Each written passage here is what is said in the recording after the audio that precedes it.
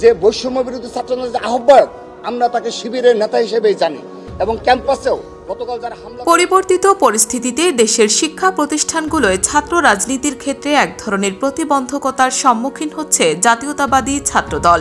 যেদিকে তাকানো হচ্ছে, ছাত্র দলের সদস্যদের কারসাজি অপরাধের পর্যায়ে দেখা যাচ্ছে, কিন্তু একে ভিন্নভাবে দেখছে বিএনপি।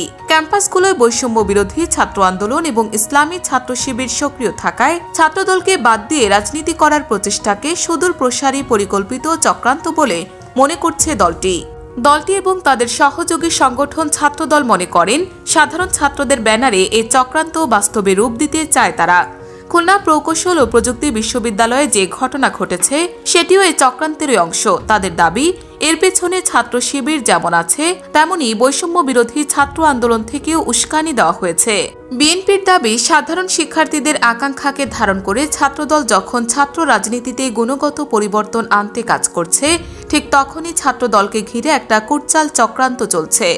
একটি পক্ষ নিজেদের বিভিন্ন অপকর্মের দায় ছাত্রদলের উপর চাপাতে মরিয়া। তারা ছাত্রদলের মধ্য দিয়ে বিএনপিকে রাজনীতির মাঠে হেয় করা এবং তাদের গ্রহণযোগ্যতাকে প্রশ্নবিদ্ধ করতে চায়।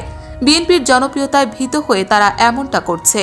ছাত্রদল কোনো চক্রান্ত বাস্তবায়ন হতে দেবে না বলে দৃঢ়তা প্রকাশ করেছেন বিএনপির নেতারা। তারা সাধারণ শিক্ষার্থীদের সঙ্গে নিয়ে ক্যাম্পাসে শান্তিপূর্ণ ছাত্র রাজনীতির চর্চা বহাল রাখবে। ছাত্র রাজনীতিতে তারা গুণগত পরিবর্তন আনতে চায়।